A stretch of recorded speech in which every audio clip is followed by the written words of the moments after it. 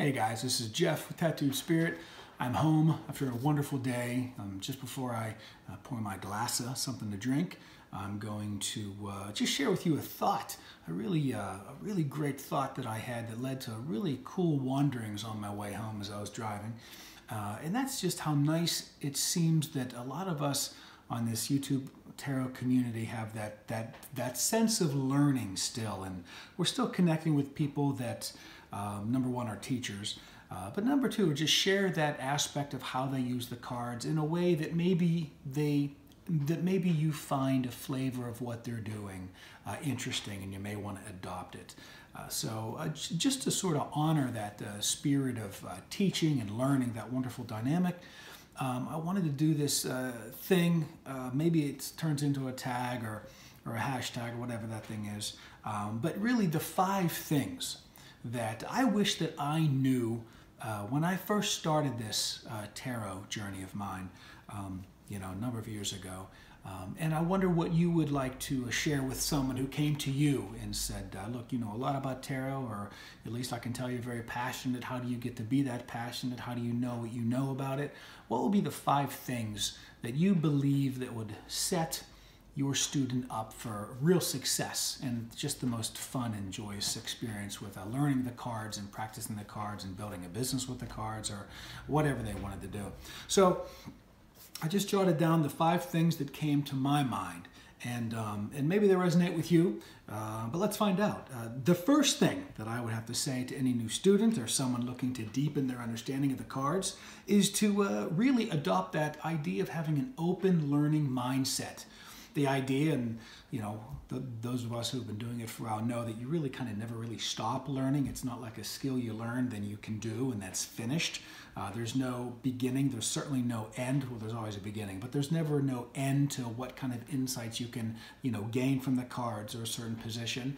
And to a lot of people, that stifles them, even from the start, to realize that, no matter how much I learn starting now, that guy that started 5 days before me, or 5 years before me, or 20 years before me is always going to know more. I may not be like ever as good as him unless 20 years pass. And so that sort of doesn't in any way assist this wonderful process of never-ending entertainment of learning the tarot. So that's my first thing. A very long-winded, but I guess if you know me, that's sort of part and parcel of every video that you're going to get from me. Okay, so really have and adopt and love this aspect of this is a process that's not intended to end, and you have to have this open-ended just thirst to always learn more, to stick to what works for you, to be able to, probably even most important, is to be able to say no to someone else's beliefs about what works for them, and no matter how hard they fight for it, if it doesn't work for you, it doesn't work for you. So that open learning mindset, I think, is the first and most important. So that's that. Number 2, you will have your own unique path, so you have to trust it. And that follows really naturally from the first one, okay, about having the open mindset. You have to trust that you're going to find your own way, and you're going to find out what works for you, all right? So that's just having a real clear idea that just because someone says that this guy or this woman teaches the tarot in a way that's just even the slowest people can learn, and you have to try this if you want to get into it, it's taught so well, or it has the best diagrams, or however it's laid out for you, if that doesn't work out for you, you can no way think that, like, if that was like the best that there is, and that could even teach someone is dumb as a rock, and I couldn't learn it, then you can imagine all the new associations you're going to build about yourself getting into something that's intended to be fun.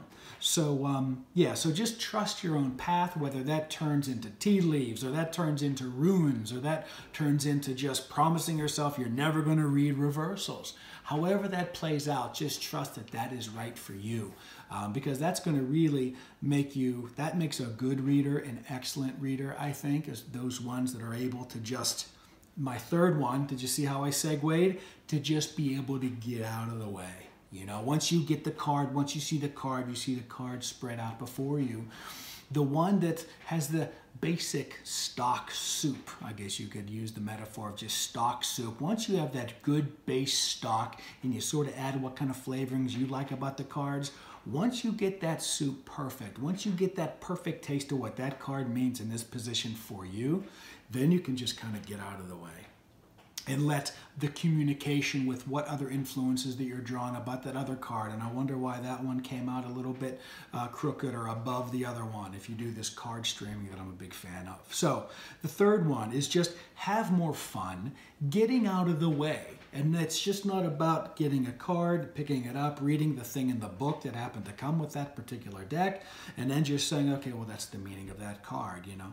We all do this intuitive thing where we have to just sort of know what we know about it and then get out of the way. And then, oh, okay, now why am I drawn to that particular image on that card, that particular hand on that card, that particular whatever, you know what I mean? So have more fun doing that, and don't be relying on the books that come with, you know, the particular deck, because that is just a road to nowhere if you're going to say, this is the book that I'm using. I had a wonderful chat with Simon from Hermit's Cave last Saturday, and he was relaying a story about someone once asked him, do you use your intuition a lot with the cards, or do you go by the book? And Simon said, well, what book are you talking about? Because there's just only the smallest bit of meaning on each particular card that we each probably could agree upon, but then the rest of it is all flavored in with our own personal interpretations and introspections. So I just love that. So yes, you have to have fun being able to say, yes, I know that 95% of us can agree on that meaning. Now let's get really out of the way and say, oh, why it's above another card or anything like that. So the third one's really, really important, to have more fun, just sort of getting past the literal meaning of the card. Number 4 is that there really aren't any rules. I kind of wish I would have known this. This was part of this 31 Days of Tarot for this past 2018. What rule were you stuck on thinking that, you couldn't mess it up? And for me personally, it was how you turn the card over. And after you shuffle it and play to sit down, do you place it like this? Do you turn over? And it simply has never mattered. It doesn't matter. And so unless you decide to make it matter with your own particular ritual, there are no rules. Some people were big into signifiers, pulling out the card of the deck that kind of resembles the person that you're reading for, and then just sort of having that have influence over the reading. And there's a bunch of right hand pulling with the cards and other things. And if you had to keep track of all those things and all the ways to clean the deck, and do you have to clean your deck, and do I have to put salt around the house and all this, once you get into that cycle, then you're just believing everybody else. So then you're just totally into that Hierophant card as an aspect that you don't want, other people's belief systems. So what I hope for you is that you have fun really just having the idea that you can create whatever rules around this, There's people out there that think that unless the person who you're reading for actually touches the cards, you can't get an accurate feel for their energy and what's in their field. And if that feels right for you, then make that a rule. If you think a robot down the block can shuffle the cards just the same random order as the person actually touching it and transferring energy into it, it doesn't matter. You're going to find a way to read the cards the best for you. So I support you 100% in making up your own rules or adopting the rules of others, which can be very fun too. And then number 5, I really wish I had a good insight on this 5. They're all my favorite, but this is really, really my favorite, is understand, especially when you're reading, when you're reading for yourself as well as others, understand how your future unfolds, okay? Asking the cards, what's going to happen to me? Or having your friends follow this belief that they are disempowered to make genuine life changes. It feels like we don't have the real authority to do it, but we all do. I would suppose that you can make an argument, even to work within my own belief system, that the cards 15 through 21 of the major arcana, anytime you see those are more like soul path things, what you had intended before you came in, so your ego can't really say, I'm not intending this, I don't want that. With the slight exception, that's where my belief system comes in. When you see one of those majors comes in, that means there's another level at play beyond how you're contributing to number 5. Understanding how you are contributing to your future unfolding. That follows for me personally. This is where I know that I sway from a lot of other teachers and a lot of other people that love the tarot as much, maybe even more than I do. But understanding that the tarot basically, and this may actually bleed into a second video, so if you see part 1 and part 2 on here, check for part 2 because I'm going to go into this more depth. But it's really important for me to get my hands to offer some information to someone beginning or looking to maybe alter their own journey on their tarot learnings.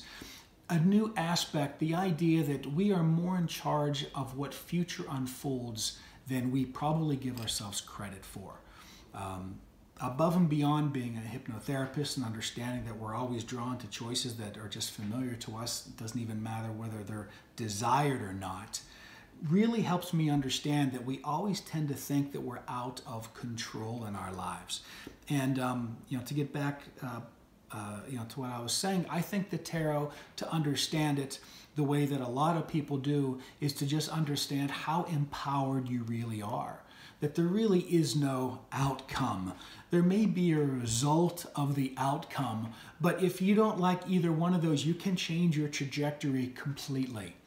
All right, and now that falls into a whole nother conversation, and maybe I just like talking about it, but I always like to tell people whenever they come to me with a reading and just say, this is just kind of, if I were to play psychic, if I was to be one of those really amazing psychics that I'm fortunate enough to know a couple of them, times, dates, what you're wearing, everything, crazy stuff. They just have the ability to look through just as if you were giving them one good tarot reading and saying, that's where you're going to end up.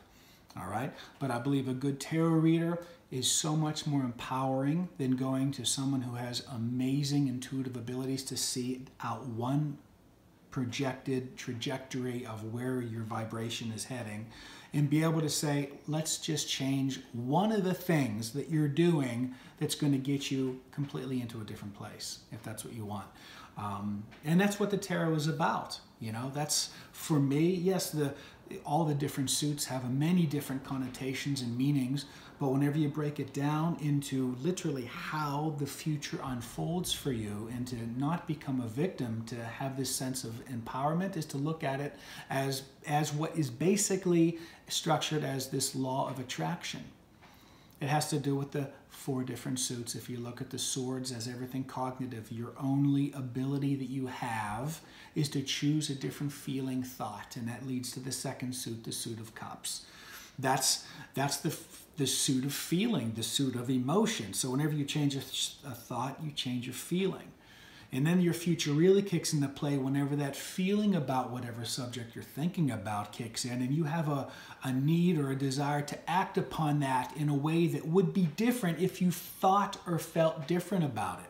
Those 3 things, those swords, those cups, and then the influence of the wands, your actions once you've decided what you're thinking and feeling about it to do it differently, is what leads to this wonderful suit of coins or pentacles. Those are basically not results, but those are feedback upon what you can expect if you continue to exert this kind of pattern in your thinking and your emotional states, and therefore how you act in your life towards a certain regard or another. So I might actually tag, like I said, a part 2 on this, because I'd like to explore this easier to see if anyone happens to jive with this too. It's the most easy way to learn the tarot, is understanding them in the form of the triangle that I've talked about so often, but really how you are empowered to what future you are drawing towards you. So yeah, keep an eye out for part 2. And then for everyone else who happens to be listening to this or watching this, I would like to know 5 things that you would have loved to know whenever you first started your journey, okay? And what you'd tell somebody else if they came to you and say, hey, what's up with this thing? So have a wonderful rest of the evening, or good morning, or good afternoon, wherever you are in the world. And yes, thank you for watching, and I'll talk to you later. Bye.